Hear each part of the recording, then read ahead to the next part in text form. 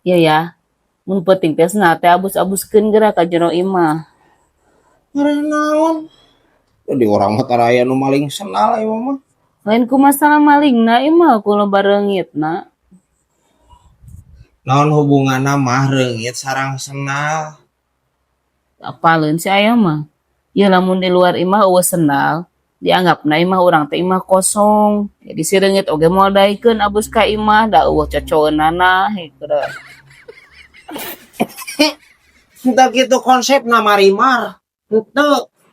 Lalu bagaimana atuh Pulgoso? Ih, Sergio. Sergio mah. Pan caritana teh ieu teh keur ngobrol.